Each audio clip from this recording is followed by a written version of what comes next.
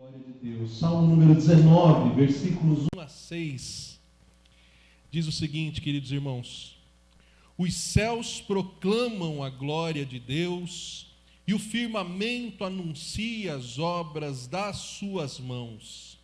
Um dia discursa outro dia, e uma noite revela conhecimento a outra noite.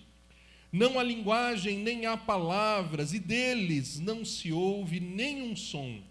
No entanto, por toda a terra se faz ouvir a sua voz, e as suas palavras até aos confins do mundo. Aí pôs uma tenda para o sol, o qual, como noivo que sai dos seus aposentos, se regozija como herói a percorrer o seu caminho. Principia numa extremidade dos céus e até a outra vai o seu percurso, e nada refoge ao seu calor. Sem voz, eles louvam ao Senhor. A Bíblia diz: todo ser que respira, louve ao Senhor. Nós que temos voz, estamos respirando, vamos agora nos colocar em pé e louvar ao Senhor com a letra e melodia do hino número 28, Coroação. Convido os irmãos para juntos cantarmos esse hino.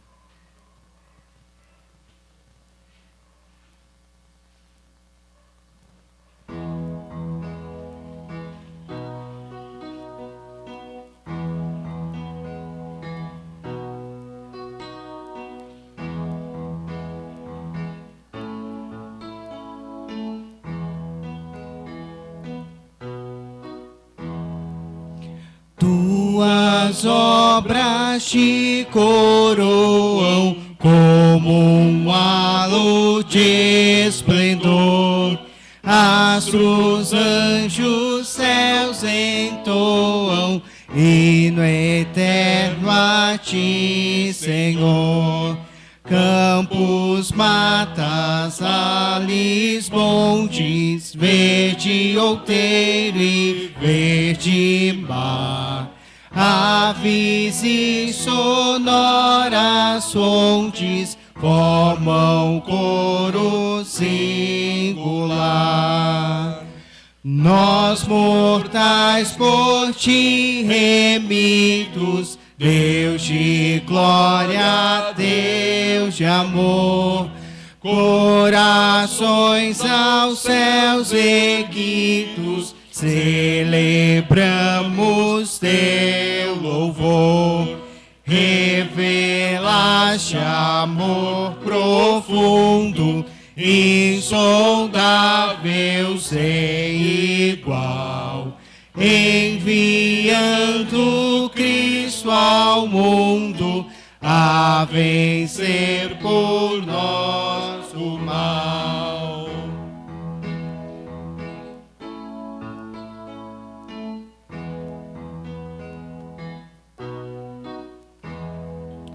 Fonte és de alegria e vida, és do bem o inspirador. Tua graça nos convida a viver em mútuo amor. Quais alegres peregrinos, sempre em marcha triunfal, cantaremos gratos hinos na jornada até o final. Reverendo Weber Coelho, pastor da Igreja de Cidade Dutra e secretário presbiterial da Mocidade, nos dirige na palavra de oração, adorando ao nosso Deus. Nosso Deus, Pai de amor, nós queremos expressar nossa alegria, nossa gratidão, nossa admiração por mais um dia que o Senhor tem nos concedido de vida, com a presença consoladora do Teu Espírito e firmados na salvação que o Senhor Jesus Cristo realizou em nosso favor.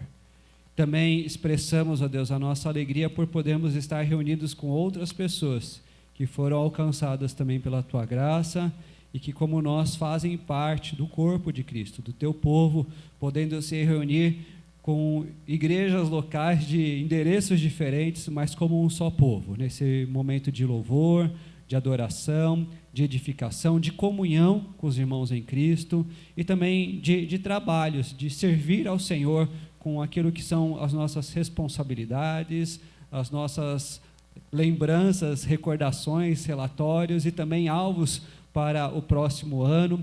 Por isso, ó Deus, pedimos bênção do Senhor para esse tempo de culto, mas também em cada momento que ainda estivermos juntos aqui ao longo dessa manhã, também à tarde, ó Deus, o Senhor nos dê a bênção da sabedoria, nos dê orientação, nos dê temor do Senhor, nos dê disposição para o serviço, nos dê dessa boa harmonia de uns com os outros, ó Deus, e isso tudo nós pedimos ao Senhor, nesse desejo de honrar e glorificar mais e mais ao teu santo nome. Abençoa a cada um que está presente aqui, também os seus familiares, cada uma das igrejas locais que estão representadas de alguma maneira, o nosso presbitério, no nome de Jesus. Amém. Os irmãos podem se assentar.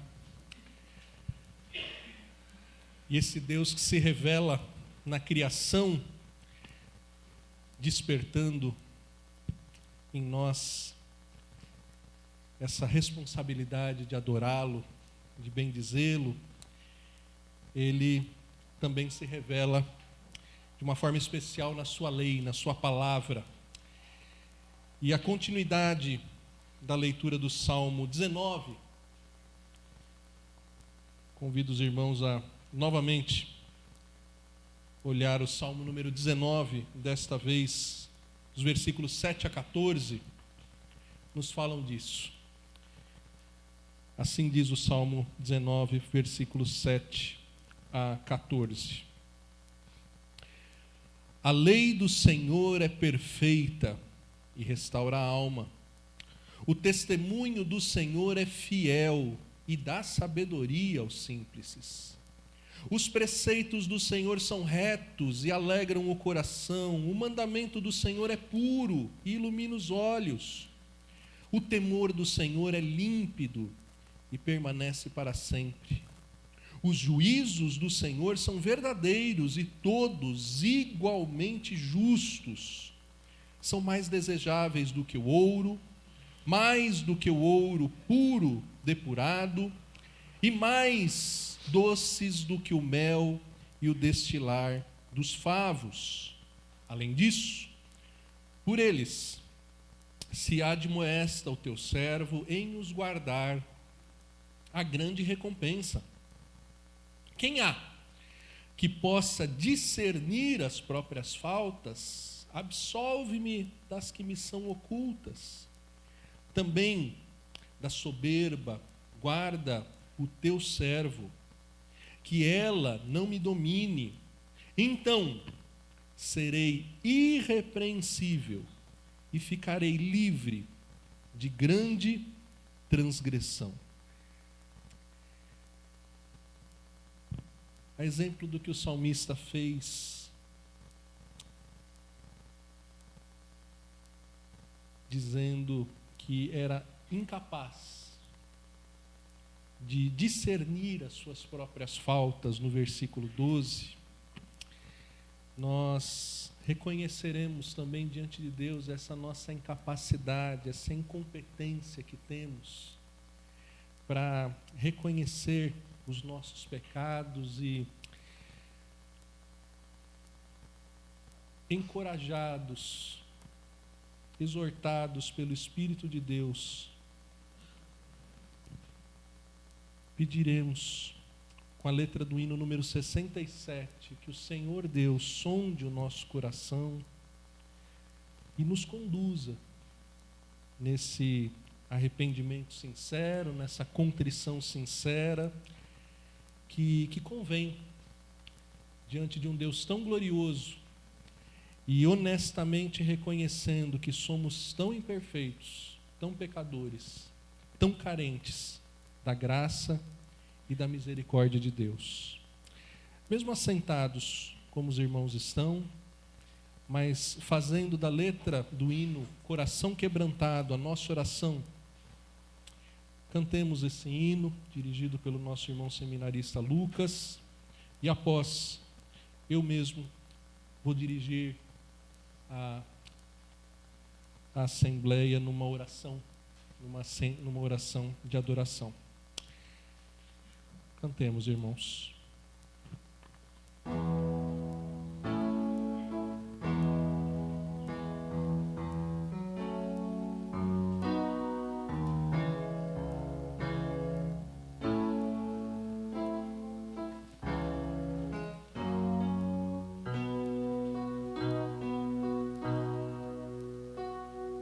Sonda-me, ó Deus, pois és meu coração.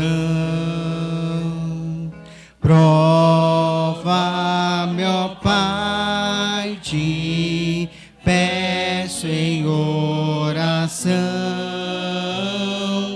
De todo mal, liberta-me, Senhor, até da transgressão que oculta for. Vem me lavar dos pecados meus, conforme prometeste, meu bom Deus. Faze-me arder e consumir de amor, pois quero te magnificar, Senhor. Todo meu ser não considero meu, quero gastá-lo no serviço teu. Minhas paixões tu podes dominar, pois tu, Senhor, vieste em mim morar.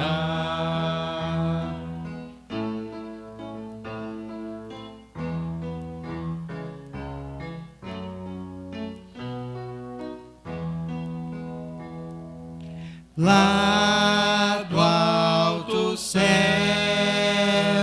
o avivamento vem, e que comecem me seguindo além. O teu poder, as bênçãos, teu favor, concede aos que são teus, ó Pai de amor. Amém.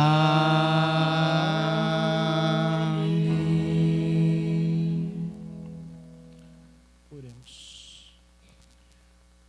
Ó Senhor,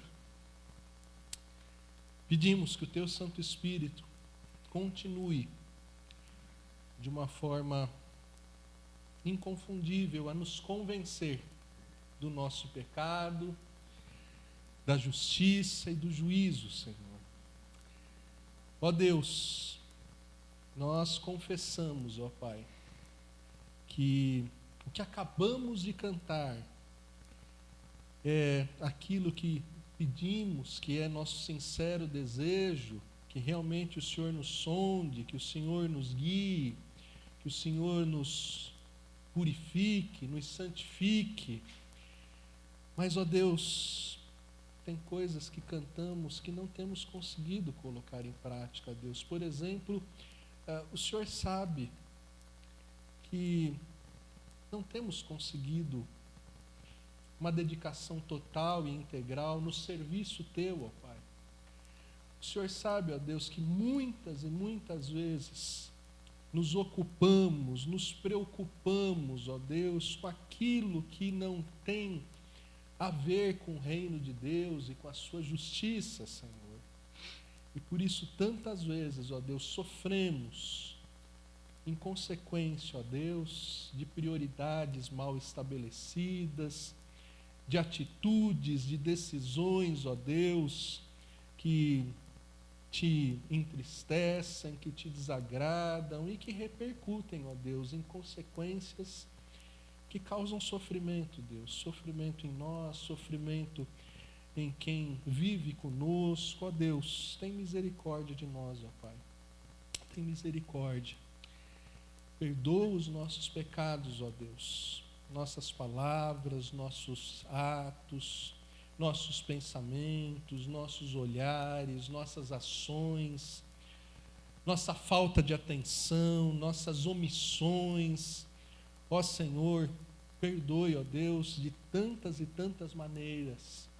Precisamos da Tua graça, da Tua misericórdia, Senhor, para que em nós, ó Deus, seja restaurada a alegria da salvação, a alegria do Senhor que nos fortalece, ó Deus, por isso, Pai. Não porque o Senhor não saiba dos nossos pecados, ó Deus, mas porque precisamos, ó Deus, obedecer a Tua palavra e nessa obediência, confessando os nossos pecados, desfrutar, ó Deus, das bênçãos, desfrutar, ó Deus, da Tua resposta de amor, quando cumprimos o que a Tua palavra diz, Senhor. Perdoa os nossos pecados, Senhor, e santifica-nos. É a nossa oração no nome do Senhor Jesus. Amém. Convido a todos para lermos o último versículo do Salmo 19. Vamos ler juntos, irmãos? Leiamos. As palavras dos meus lábios e o meditar do meu coração sejam agradáveis na Tua presença, Senhor, rocha minha e redentor meu. Amém.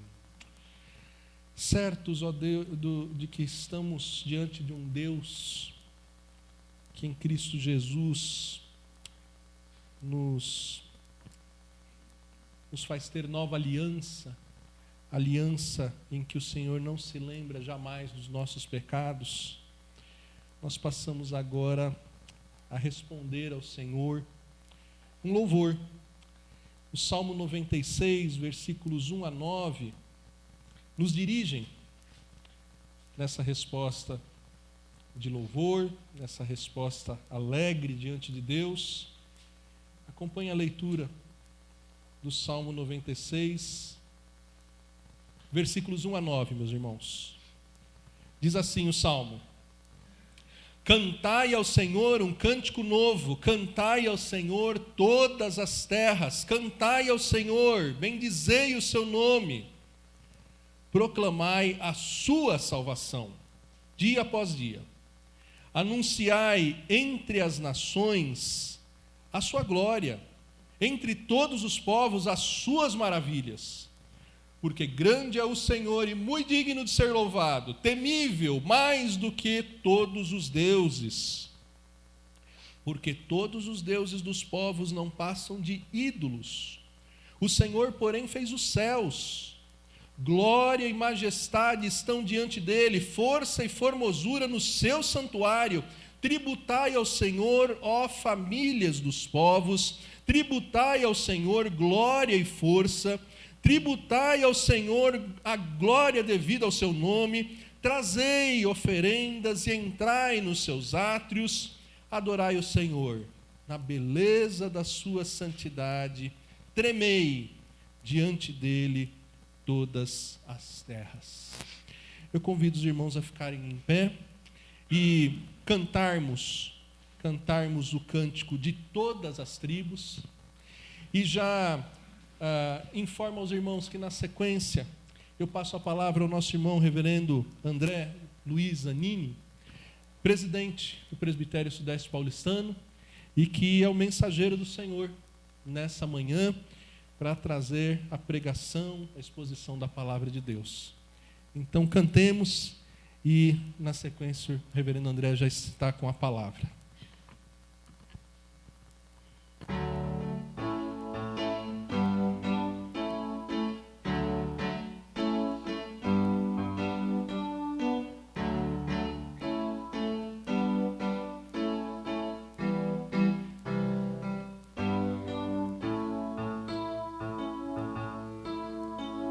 De todas as tribos, povos e raças, muitos irão te louvar. De tantas culturas, línguas e nações, no tempo e no espaço, virão te adorar. Bendito seja sempre o Cordeiro, Filho de Deus, raiz de Davi, bendito seja o seu santo nome. Cristo Jesus, presente aqui. La la la ya, la la la la ya. Remidos comprados, grande multidão, muitos irão te louvar. Povo escolhido, teu reino e nação, no tempo e no espaço, virão te adorar. Bendito seja sempre o Cordeiro, Filho de Deus, raiz de Davi, bendito seja o seu santo nome. Cristo Jesus, presente aqui. La la la ya, la ya la la ya. E a nós só nos cabe tudo dedicar, oferta suave ao Senhor.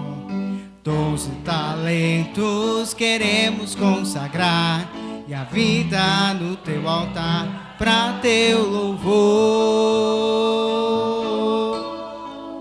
Bendito seja sempre o Cordeiro, Filho de Deus, raiz de Davi, bendito seja o seu santo nome.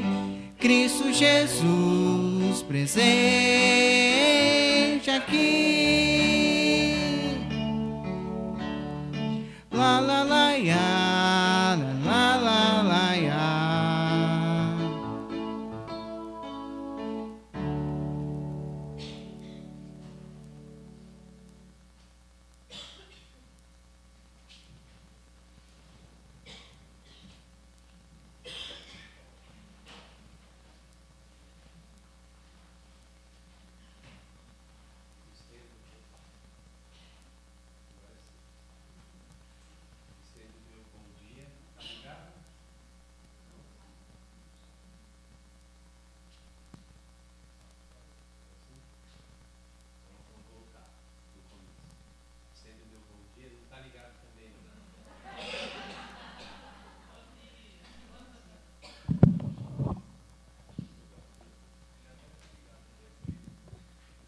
Obrigado, Lucas.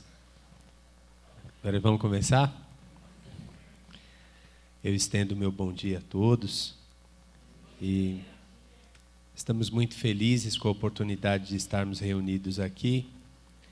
Gostaria de cumprimentar o nosso querido irmão, reverendo Jamil, pastor, e na pessoa dele cumprimento todos os que estão representando o sínodo aqui nesta manhã. Cumprimentar também os nossos queridos irmãos que são secretários da federação, lá do presbitério, de cada uma das federações. Cumprimentar também todas as diretorias aqui presentes, todos os congressistas. Agradecer o convite da comissão, que preparou aqui toda essa ordem para esse congresso unificado, para que eu pudesse estar aqui com os irmãos trazendo esta palavra. Desde já digo aos irmãos que estarei com os irmãos aqui no período da manhã, mas em virtude de uma série de compromissos, uma série de questões, logo depois da mensagem eu terei que me ausentar, mas tenho certeza que o nosso Deus há de abençoar grandemente, como já tem abençoado esse congresso. Esse congresso unificado, esperamos que seja o último congresso unificado pela imposição que tivemos, né? A decisão para que tivéssemos um congresso unificado se deu, infelizmente, pela questão da pandemia. Por causa da pandemia, naquele momento, a melhor saída era a questão do congresso unificado, até mesmo o congresso online. Foi tudo muito complexo, tudo muito difícil. Ainda estamos vivendo tempos complexos, mas pela graça de Deus, hoje temos a oportunidade de estar aqui. Mas a partir do próximo ano, esses congressos eles serão, né, dirigidos pelas suas respectivas federações.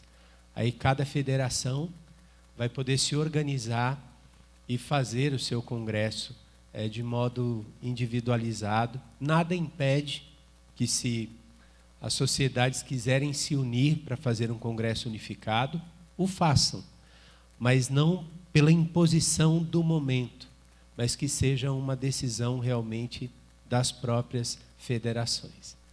Então, que Deus nos abençoe. Fico muito feliz de estar aqui. Agradeço ao reverendo Weber a generosidade de me ceder o púlpito, esse tão nobre púlpito desta igreja, Igreja Presbiteriana em Cidade Dutra, uma igreja tão querida, tão maravilhosa aqui do nosso presbitério sudeste paulistano. Meus amados, vamos abrir a palavra do Senhor nosso Deus, o Evangelho de Mateus, no capítulo 28. Mateus, no capítulo 28, e dos versículos 18 ao 20, um texto tão conhecido de todos nós, mas um texto muito importante de ser lembrado e estudado nessa data. Mateus 28, do 18 ao 20. E a palavra do Senhor nos diz assim: Jesus, aproximando-se, falou-lhes, dizendo: toda autoridade me foi dada no céu e na terra. Ide, portanto, fazei discípulos de todas as nações, batizando-os em nome do Pai e do Filho e do Espírito Santo, ensinando-os a guardar todas as coisas que vos tenho ordenado. E eis que estou convosco todos os dias, até a consumação do século. Oremos. Senhor nosso Deus e nosso Pai, diante desse momento tão especial, tão maravilhoso, ó Deus, na vida do presbitério sudeste paulistano, que é a celebração desse momento de congresso unificado, nós queremos, ó Pai, pedir que o Teu Espírito Santo nos leve ao entendimento das verdades que o Senhor mesmo determinou para nós nesta manhã. E que o Senhor, ó Deus, tenha misericórdia de quem fala, e que o Senhor fale, ó Deus, e que o Senhor dirija a Tua palavra ao coração, à vida de cada um de nós, pois Tu sabes, ó Deus, aquilo que nós precisamos ouvir. Perdoa os nossos pecados, nós oramos em nome de Jesus. Amém. Nós vivemos um período de muitos diagnósticos de transtornos de atenção. Se fala muito em crianças e adultos com dificuldade de foco, com dificuldade de se concentrar naquilo que realmente deveriam se concentrar. E, em certo sentido, a igreja também sofre muitas vezes do mal de perder o foco. Ela erra muitas vezes as suas prioridades.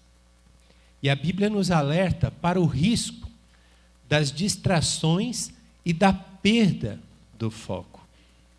Quantas vezes nós, na nossa vida, nos deixamos levar pelos entretenimentos, pelas coisas que acontecem ao nosso redor e perdemos o foco naquilo que deveríamos ter o foco. E quando isso chega na igreja, a igreja também ela começa a tropeçar, ela começa a patinar, ela começa muitas vezes a andar como se estivesse num terreno escorregadio, que ela tenta dar os passos e não consegue, porque perdeu o seu foco, perdeu a noção, o senso de prioridade que deveria ter. Por isso hoje, nós vamos pensar juntos sobre a missão evangelizadora da igreja e o quanto isso reflete para cada sociedade interna, o quanto isso reflete na vida do presbitério sudeste paulistano, o quanto isso se reflete na vida da igreja presbiteriana do Brasil, a partir deste texto que nós lemos. Então, para compreendermos essa missão evangelizadora da igreja, nós precisamos compreender o ID do Senhor Jesus Cristo. Essa ordem tão direta que Ele deu à sua igreja.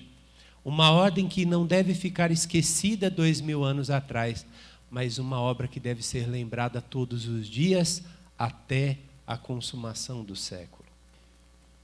E o primeiro ponto é que o ID, ele é cumprido sob a autoridade do nosso Senhor Jesus Cristo. O texto é muito claro para nós, no versículo 18, como lemos, dizendo que Jesus foi se aproximando dos discípulos, e enquanto ele se aproximava, ele ia falando com os seus discípulos, dizendo que toda a autoridade foi dada a ele no céu e na terra. Ide, portanto. A igreja é desafiada a caminhar debaixo dessa autoridade de Jesus. Porque Jesus nasceu, viveu e morreu em sua humilhação, mas ele venceu o mal. E ele recebeu do Pai toda a autoridade sobre todos os povos, e o seu domínio é eterno. Muito oportuno nós cantarmos o cântico que cantamos aqui, dizendo que de todas as tribos, povos e raças, muitos virão. Assim como nós estamos aqui, viemos de lugares diferentes e de histórias diferentes, mas o mesmo Deus poderoso trabalhou na nossa vida para que no momento oportuno estivéssemos na presença de Deus, e esse chamado de Deus é para todos os povos. E quando a igreja evangeliza, ela não faz por si mesma, mas ela está debaixo de uma autoridade, debaixo do poder, e é o poder de Jesus Cristo. Portanto, nós devemos ir numa ação de movimento, de caminhar. A igreja não pode ficar estagnada. A igreja ela deve seguir. A igreja deve romper as barreiras, a igreja deve transpor limites geográficos, a igreja precisa transpor limites em todas as áreas da vida. Como é bom ver a igreja se envolver com várias áreas, em vários lugares. A igreja debatendo questões importantes na sociedade, porque o lugar da igreja é aí mesmo. A igreja tem que discutir os assuntos, os temas, ela tem que participar de todas as coisas, sem perder a noção da sua prioridade, que é levar o Evangelho.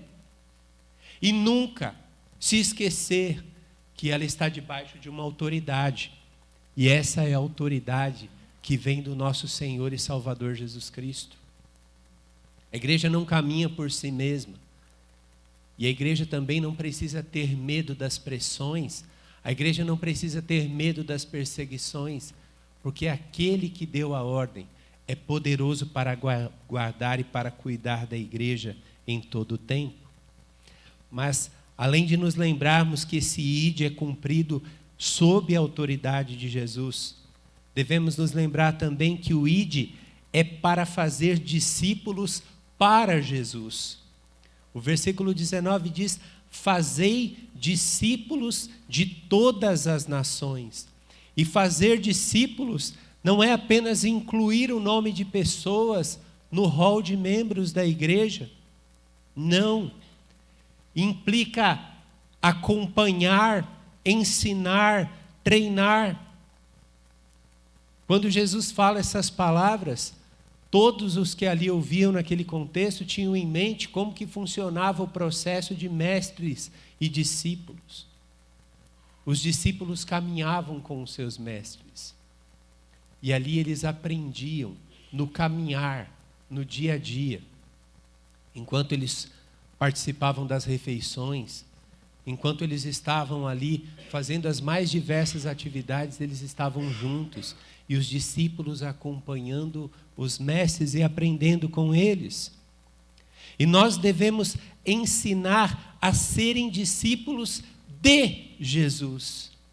Os discípulos feitos de todas as nações não são discípulos para serem feitos à nossa imagem e semelhança, mas devem ser discípulos de Jesus. O trabalho da igreja, o trabalho das sociedades internas, o nosso trabalho a cada dia é ensinar as pessoas a amarem Jesus Cristo e quererem ser cada dia mais semelhantes a Ele.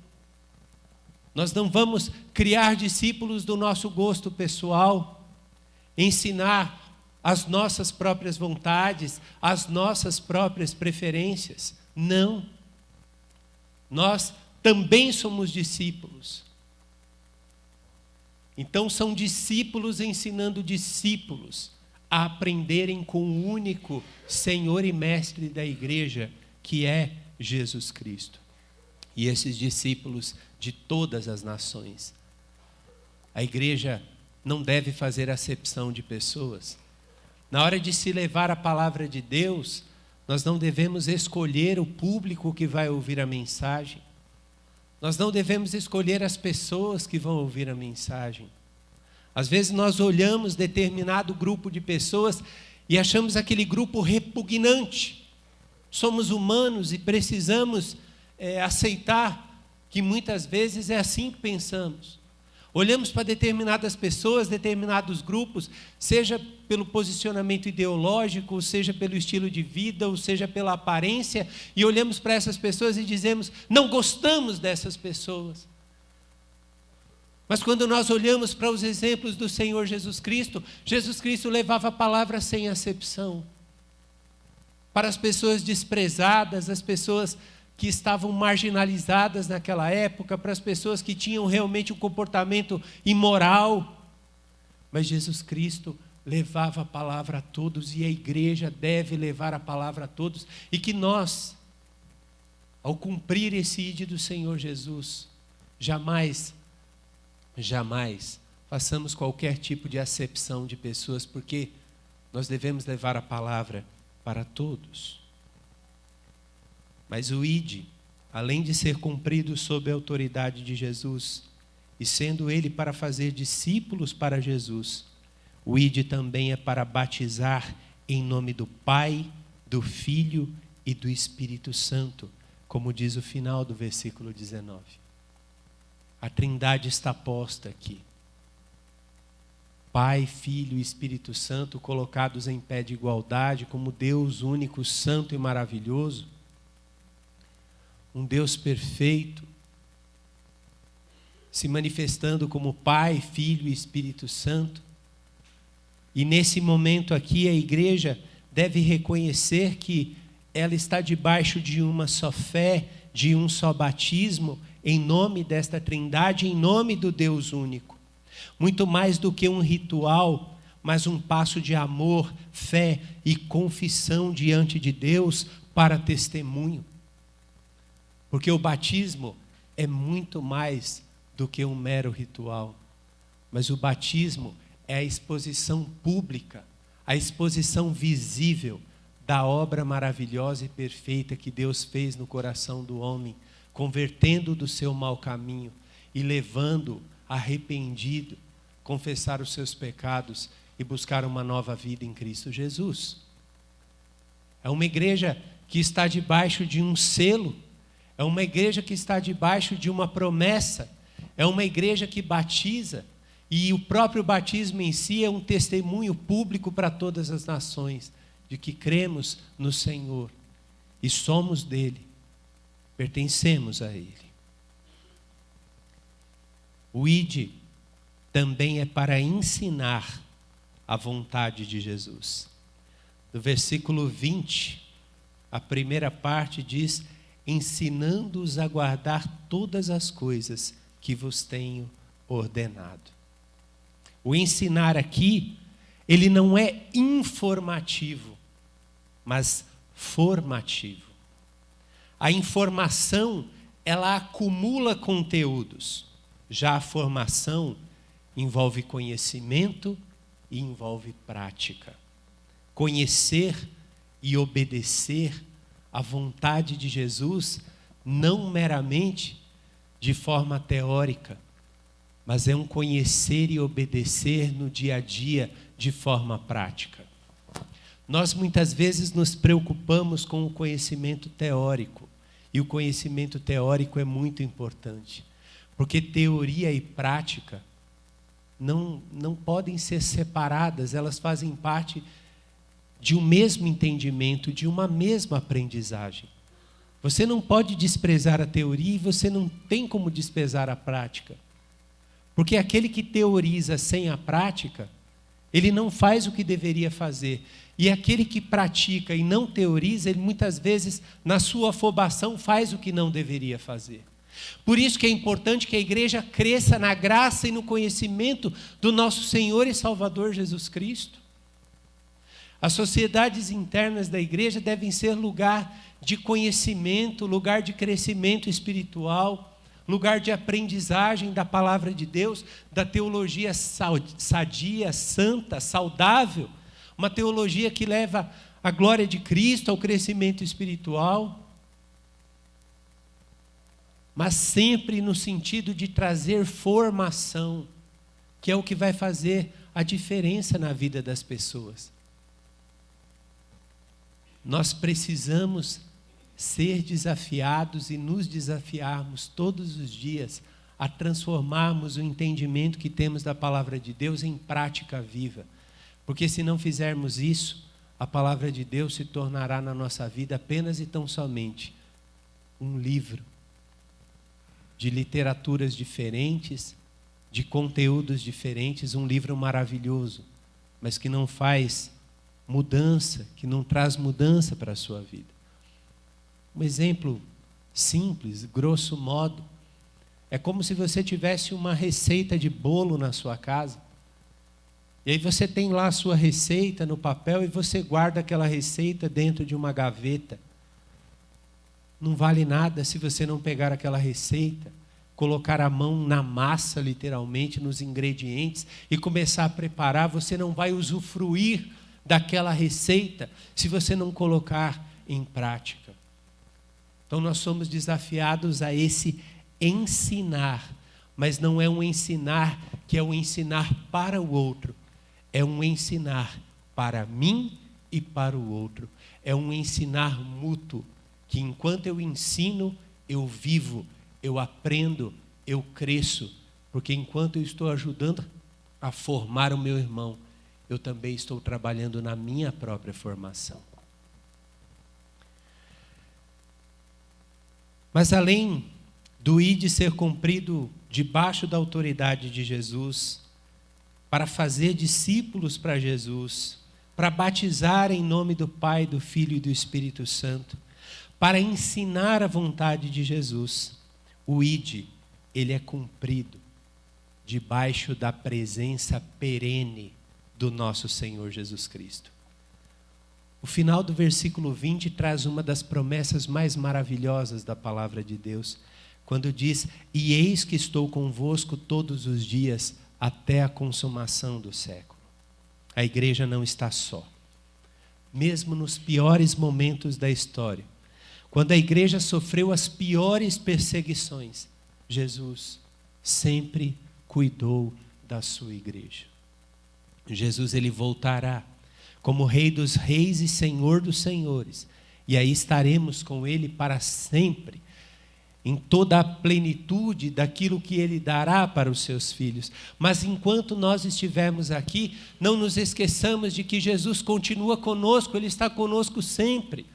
Enquanto a igreja se lembra de ir pregar o evangelho, de ensinar, de se submeter à sua vontade, de levar esse evangelho do reino a todas as nações, Jesus Cristo está conosco, ele está cuidando, ele está apacentando a sua igreja.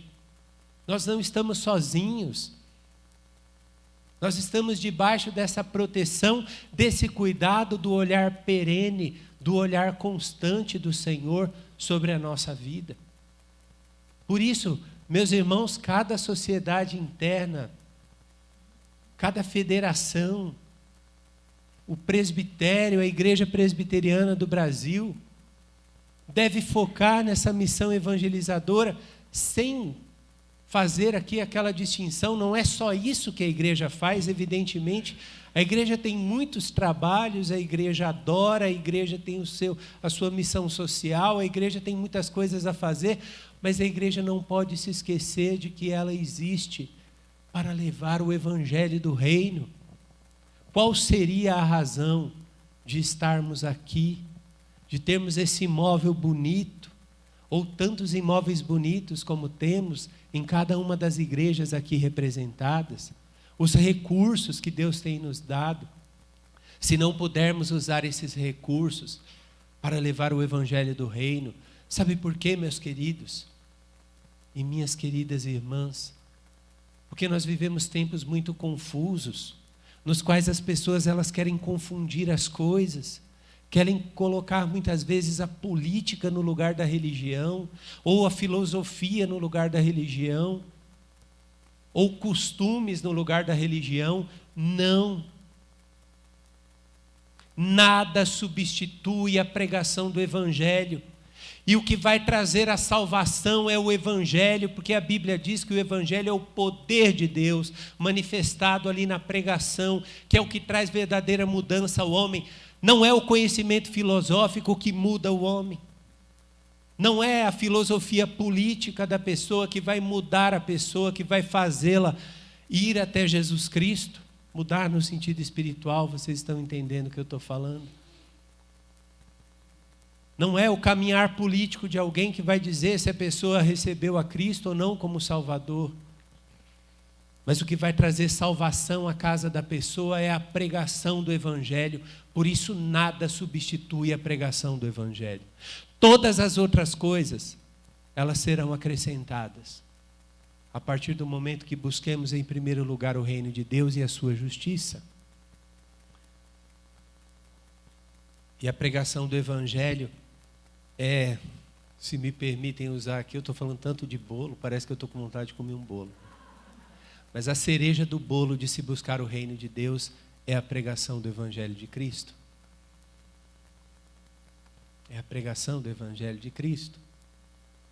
Nós somos portadores da mensagem mais poderosa, a mensagem que muda a vida do homem e da mulher, da criança, do jovem, do adulto, do idoso, de todo aquele que crê em Cristo. E essa é a mensagem do Evangelho, a mensagem da cruz, desprezada por muitos, mas como dita pelo apóstolo Paulo em 1 Coríntios, é o poder de Deus que traz verdadeira mudança de vida. Que muda pessoas como mudou lá no passado a vida de um tio meu, que foi o primeiro da nossa família a receber a Cristo como Salvador, que lá nos cantões do interior de São Paulo, um dia, andando a cavalo ali, galopando ali na região, tinha uma taperinha pequena ali, uma igreja feita com bambu, pequena, com a cobertura da igreja era de palha. E ali algumas pessoas estavam louvando ao Senhor, cantando, inclusive um hino que tem no nosso inário, um hino que diz assim: meu amigo, hoje tens a escolha. E ele passando ali, o cavalo foi parando, e ele ouvindo. Ele parou o cavalo, ele amarrou o cavalo ali no lugar apropriado, ele pediu licença, ele entrou, ele assistiu o culto. Aquela foi a primeira vez que ele teve um contato com a igreja do Senhor. E dali, ele nunca mais, até o dia da sua morte, deixou de frequentar a igreja de Cristo. Naquele dia, ele entregou a vida a Jesus. A igreja que prega o poder de Deus em São Paulo, nas maiores capitais, na Avenida Paulista, ou lá nos cantões da Amazônia. Mas como é bonito ver a igreja pregar a palavra, porque ali trouxe mudança de vida para o meu tio. Meu tio, a partir dali, ele pode ter mudado algumas convicções na sua vida, pode ter votado em partidos diferentes, pode ter escolhido algumas filosofias relacionadas à parte do que ele ia estudar, onde ele ia trabalhar, o que ele ia fazer, mas o que trouxe mudança de vida, o que trouxe salvação para ele e para a sua casa, foi o fato de receber a Cristo como Salvador. Então, qual é a prioridade acima de toda prioridade, se não for a pessoa do nosso Senhor e Salvador Jesus Cristo? Como igreja, não podemos perder o foco. E uma das partes principais desse nosso foco é a missão evangelizadora da igreja. Não é a única missão que a igreja tem, mas é uma missão sensacional, é uma missão espetacular, uma missão que a igreja não pode abandonar jamais. Pois quando nos distraímos, nós começamos a focar nos nossos prazeres e vaidade. A igreja, depois de grande perseguição, ela se distraiu com o poder temporal na Idade Média. Houve um tempo em que a igreja ficou encantada e começou a preferir os palácios, começou a preferir os reis do que a casa de Deus. A obra do Senhor se corrompeu e vocês que conhecem a história sabem o que aconteceu com a igreja. A igreja se corrompeu a tal ponto de chegar o momento de querer vender o perdão de Deus através das indulgências. E isso aconteceu com uma igreja que se deixou corromper porque queria se aproximar do poder temporal. Quando a igreja fica doente e perde o foco, ou quando ela perde o foco e fica doente, eu não sei nesse caso como que a gente pode colocar melhor, começam as disputas pelo poder, as brigas, as fofocas, as discussões. E a igreja começa a gastar a sua energia e o seu tempo, que deveriam usar para a pregação do Evangelho, nessas coisas vãs e inúteis. Porque quando a gente perde o foco daquilo que tem de fazer, quando a gente perde o foco de buscar aquilo que deve buscar, aí essas outras coisas começam a entrar e a igreja começa a se perder. As pessoas começam a se perder. É triste, mas hoje nós estamos vivendo tempos de pessoas que leem livros sobre política de 1000 páginas, mas não leem um salmo na sua casa, um versículo bíblico na sua casa. Passam horas e horas diante de vídeos e telas em todos esses streamings, YouTube e por aí vai, para ver debates, brigas e confusões, mas não para 1 hora do seu dia para orar. 1 hora do seu dia para orar. E depois a gente se pergunta por que existe fraqueza na fé. Depois a gente se pergunta por que o mundo está tão terrível assim. Por que a gente se pergunta muitas vezes o que está acontecendo com a nossa família e dentro da nossa própria casa. Em um discurso lido diante do presbitério em 1867, Ishbel Green Simonton, missionário usado pelo Senhor, trazendo o presbiterianismo ao Brasil há 163 anos.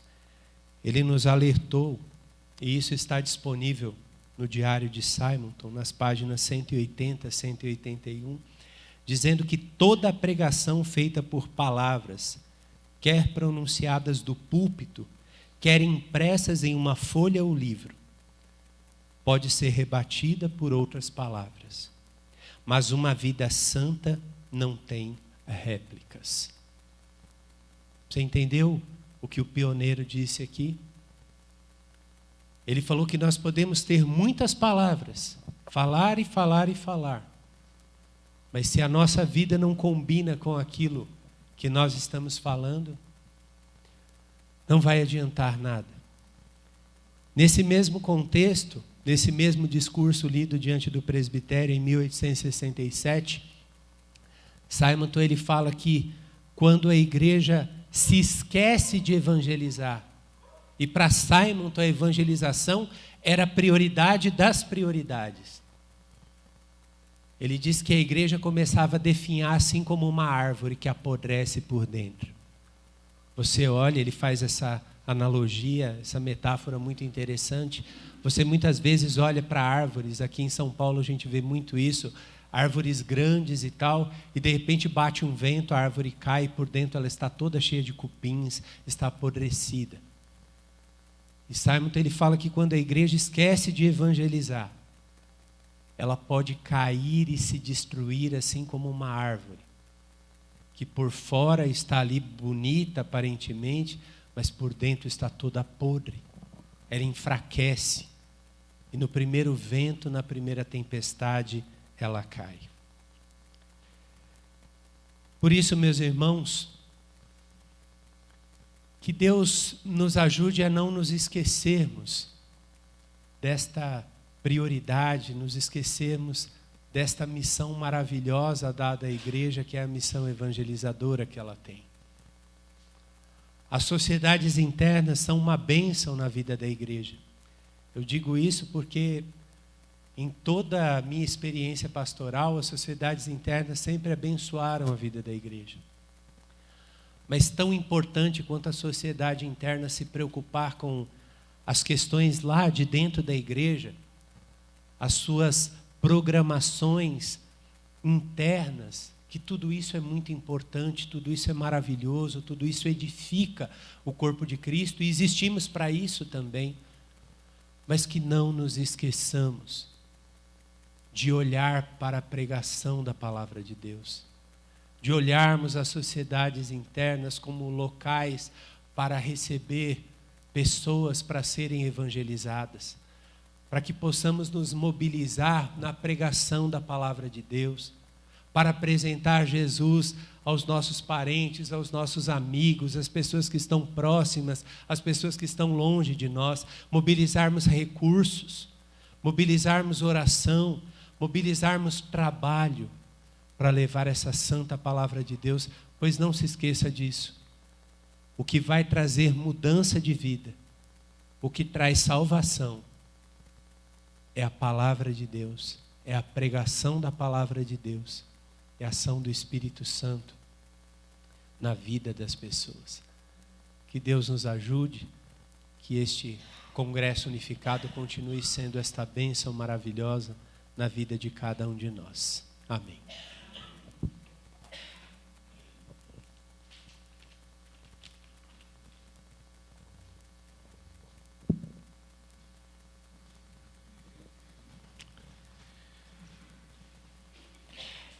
Reverendo André citou o focado pai do presbiterianismo brasileiro, né? Reverendo Simonton. E eu estava ali ouvindo o reverendo André e lembrando do pai do presbiterianismo mundial, John Knox. Um homem com foco. E eu creio que a gente deve sair daqui focado. John Knox dizia assim: dá-me a Escócia ou eu morro. Que a gente saia daqui dizendo, pelo menos, Senhor, dá-me um discípulo para eu discipular para Jesus, senão eu morro. Que a gente tenha esse foco e que com esse foco a igreja seja fortalecida, porque de fato a nossa fraqueza é a falta do foco naquilo que é principal. Fiquemos em pé, irmãos, e cantemos o hino 299, Renovação.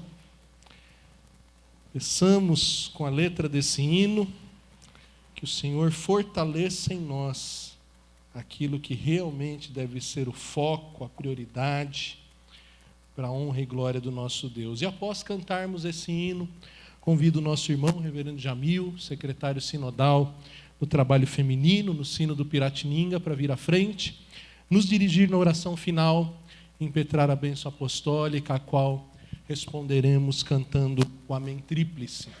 Cantemos, irmãos, hino 299.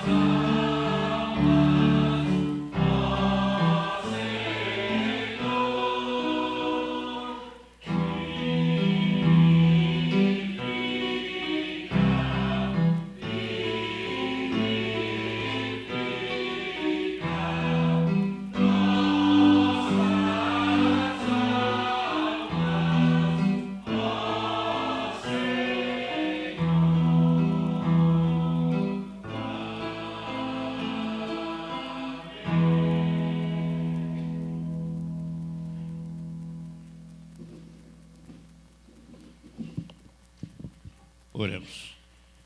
Deus amado, Pai de misericórdia, Pai de amor, um Pai que entregou seu próprio Filho para nos livrar da condenação que os nossos pecados nos faziam merecer. Nós te agradecemos, ó Deus, porque sabemos que Tu estás entre nós, porque sabemos que Tu recebeste esta oferenda que Teus filhos te fizeram, este culto de louvor, de adoração a Ti. Agora, ó Deus, nos prepare sempre para os demais trabalhos que aqui se farão, para a Tua glória, Tua honra e reconhecendo a Tua majestade. Permita, ó Deus, que cada irmã que aqui presente, cada irmão aqui presente, que vai trabalhar agora para dar sequência aos trabalhos das federações aqui reunidas. Que Tu, ó Deus, esteja com o coração de cada um, esteja com a mente de cada um, para que tudo se faça para a Tua honra e glória. Perdoa nossas faltas, ó Deus. E muito obrigado pela mensagem que nos trouxeste através do Teu servo, que renova o nosso coração e nos enche de responsabilidade para pregar o Evangelho genuíno, o Evangelho que realmente traz a salvação. Perdoa nossas faltas, te pedimos mais uma vez e oramos pela mediação de Cristo Jesus. Amém. E a graça de nosso Senhor e Salvador Jesus Cristo, o amor de Deus nosso Pai, a comunhão, a consolação do Espírito Santo repouse sobre vós, sobre todo o povo de Deus, hoje e por todo sempre. Amém.